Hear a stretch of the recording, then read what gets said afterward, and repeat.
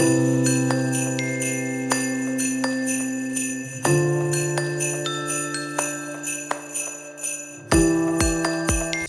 now I am working on a timeline for a possible catheter-associated urinary tract infection. So this is the template that I go off of. It's their MRN, their admit date, presented for, history, medications, test date, results, day, discharge, and comments.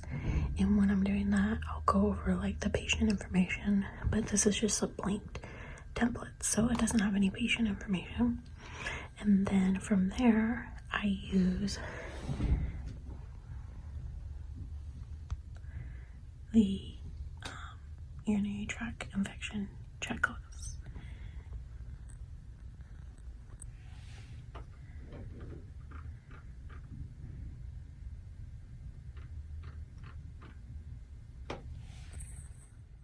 So I just go through the checklist and go through the patient information and find out the information, and then I schedule a meeting with my managers and directors to go over it to ensure that it was a catheter-associated infection, or if there was something I missed that I didn't see, or some extra knowledge that they know of. So yeah, that's what I'm working on currently. So I'm gonna get back to it, and then I'll check in with you guys in a little bit. Good morning, everyone. About 6:42 in the morning. I am headed to work today. Today is a later day for me because I have it's a couple later meetings in the afternoon, so I didn't want to like hit my 8 hours like around 2 and then not be able to go to these meetings and stuff like that, even though I'm like, it's flexible in my schedule. So I just wanted to take you guys along for a day in the life as an infection control preventionist. Oh my gosh, I can never say that word. Okay, yeah, so I'm going to head to work right now. I have my coffee and my water. I have a little bit till I can drink at least my coffee, because I like to drink it about an hour and a half after I wake up and stuff. So yeah, so I'm going to get going to work, and then I will see you guys throughout the day.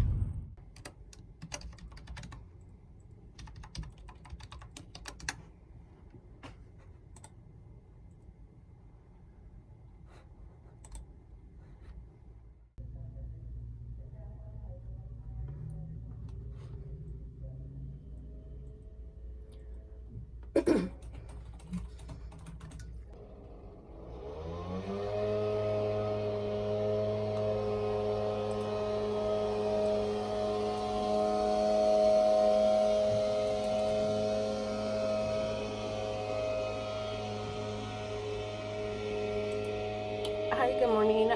We have 20 lines, 11 Foleys, 0 COVID, and then 0 employees out.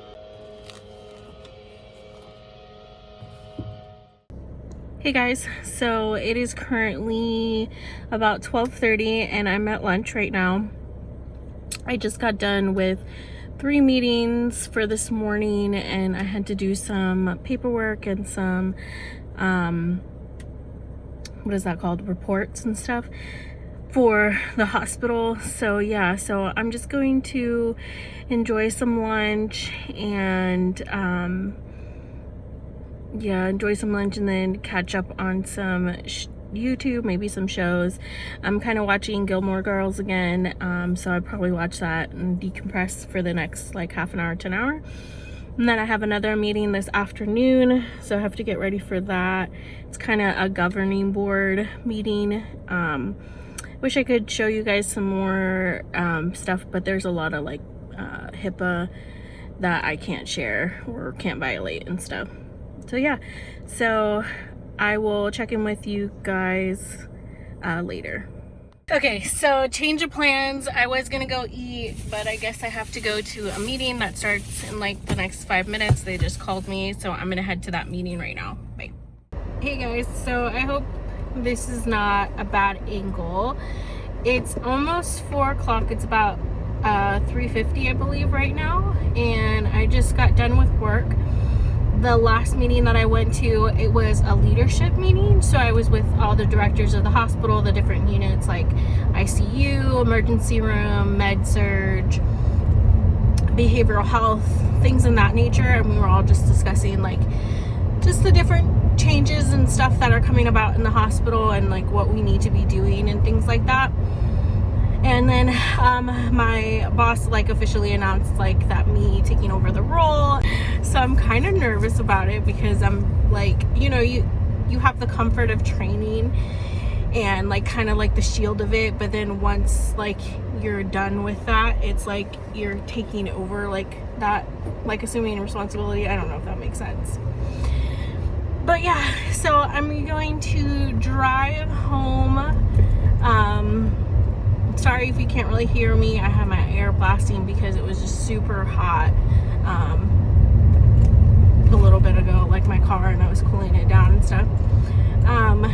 Yeah, I'm gonna drive home. I think my sister is making dinner tonight, so I think she's making homemade chicken nuggets with homemade fries. But my goal today is to get some MCAT studying done.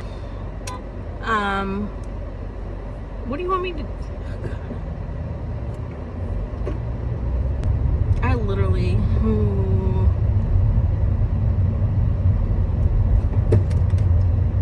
So, for those of you that don't know, I am studying to take my MCATs for the 4th time. The first 3 times, I would say it was serious, but I wasn't that serious. I applied to schools. I didn't get accepted my first time that I applied.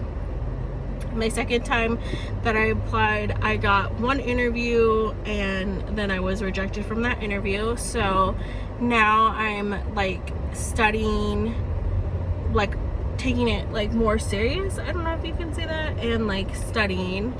I'm taking my time with studying because I'm working full-time every day. I'm like Monday through Friday, so it's 40 hours a week and all that kind of stuff, and I don't want to burn myself out and not get a good score. I just started studying last weekend, so this is just kind of a repeat. I think today I'm going to cover a couple of chapters in, I think it's bio or cars, I don't know.